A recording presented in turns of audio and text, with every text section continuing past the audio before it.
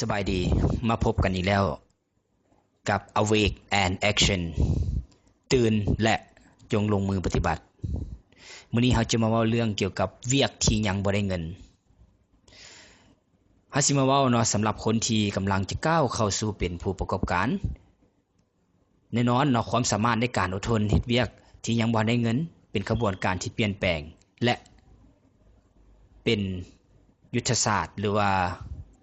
ช่วงเวลาที่ว่าสำคัญที่สุดในการเปลี่ยนแปลงเป็นอย่างจริงวันนั้นก็เพราะคนที่หาก็ลาออกจากเวียกเนาะก็คือเวียกประจำหรือว่าอาจจะ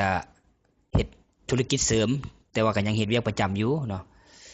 แต่ว่าในความเป็นจริงชีวิตของคนเฮาที่ว่าเคยเฮ็ดมาหลายๆปีมันก็ต้องมีความคุ้นเคยฉะนั้นรวมความคุ้นเคยอันนึงก็คือว่าติดกับความรู้สึกที่ว่า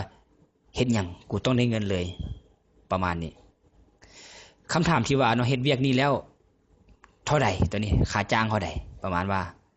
สิให้เท่าใดก็คือว่ามันจะเป็นความคิดของคนกลุ่มที่ว่าแบบเฮ็ดแล้วได้เงินเลยก็คือว่าเป็นพฤติกรรมอันนี้ก็บ่ตีกันเนาะมันก็ต้องได้มีการฝึกแอบเรื่องความคิดของตัวเอง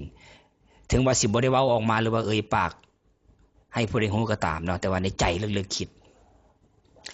ส่วนมุมมองของข้าพเจ้าเนาะก็แม่นถ้าเฮาจะมองเรื่องธุรกิจเนาะให้มองเป็นการแลกเปลี่ยนสิ่งที่กับเงินเนาะที่ต้องเห็นผลลัพธ์ในทันที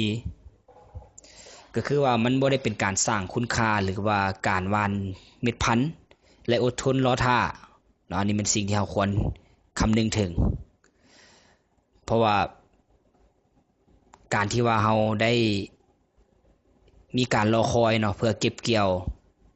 ในวันข้างหน้ามันอาจจะเป็นสิ่งที่ได้มหาศาลเฮาก็อาจจะบ่ฮู้ได้เนาะแต่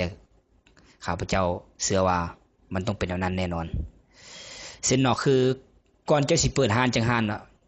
แน่นอนเจ้าก็ต้องมีการวางแผนเบิ่งทำเล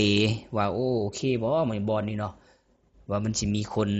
เที่ยวไปเที่ยวมาบ่เนาะแล้วก็มีการลงทุนก่อสร้างเนาะก่อสร้างร้านบ่ตกแต่งบ่โฆษณาโดยตอนนี้ก็ยังบ่ทันได้เงินเทื่อหรือก่อนจะได้อสังหาเนาะหรือว่าเรือนให้เช่าหรือว่าห้องให้เช่าจักบ่อนนึงเจ้าก็ต้องได้เบิ่งทำเลเนาะ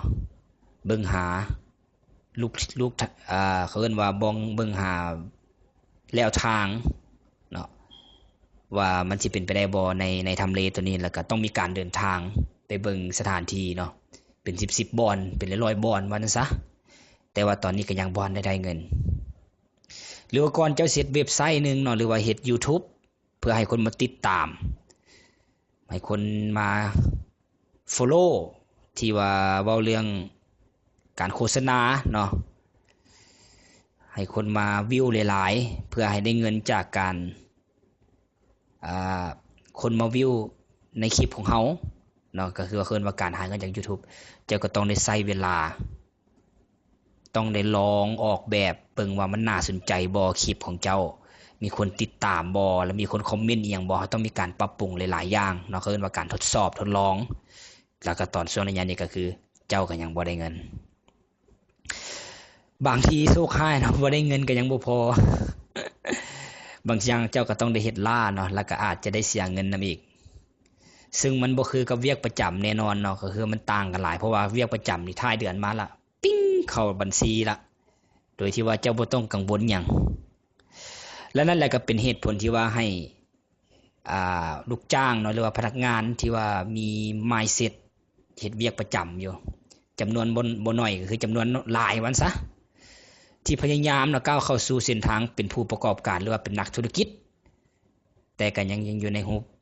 ลักษณ์ภายนอกแล้วก็มีการลงทุนเนาะเช่นว่ามีร้านค้าแล้วก็มีการจ้างคนมาเฮ็ดให้ต่างๆนานาวันซะแต่ก็บ่ได้เกิดการเปลี่ยนแปลงทางความคิดและการกระทำของเขาเจ้าเลยก็คือว่าสุดท้ายก็เจ๊งเนาะแล้วก็ต้องได้ถอยกลับไปเฮ็ดเวียกประจำคือเก่าอันนี้ข้าพเจ้าบ่ได้หมายถึงว่า 100% แต่ว่าส่วนใหญ่ที่ว่าเคยพบพ่อมาฉะนั้นเนาะถ้าอยากประสบความสำเร็จในธุรกิจเนาะต้องรู้จักเอาเงินออกจากหัวแน่เนาะบางครั้งคราว ก็คือว่าเราอาจจะเริ่มต้นจากการเรียนรู้หรือว่าซอยคนอื่นแบบเฮ็ดลักษณะที่ว่า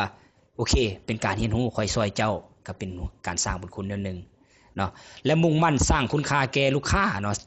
จากนั้นก็ฝึกอดทนรอคอยความสำเร็จให้เป็นคล้ายๆว่าการทดลองและทดสอบสิ่งที่เฮ็ดไปเรื่อยๆเนาะว่าตอบโจทย์หรือว่าแก้ไขปัญหาให้ลูกค้าได้หรือบ่และเฮาเข้าถึงลูกค้าผู้ที่ว่ามุ่งหวังได้หลายหน่อยส่าใดอันนี้มันเป็นการทดสอบในช่วงทมิตเนาะและอีกบ่โดนความสำเร็จจะเป็นของทานและสิ่งที่ทานเฮ็ดจะเริ่มสร้างเงินให้กับทานหลายกว่าที่ทานเคยได้รับจากเวียกที่ทานได้เคยเฮ็ดมาแล้วได้เงินทันทีอีกซ้ำและก็อาจจะเป็นการได้รับรายรับหลายร้อยหลายพันเท่าอาจจะเป็นไปได้ขอบใจ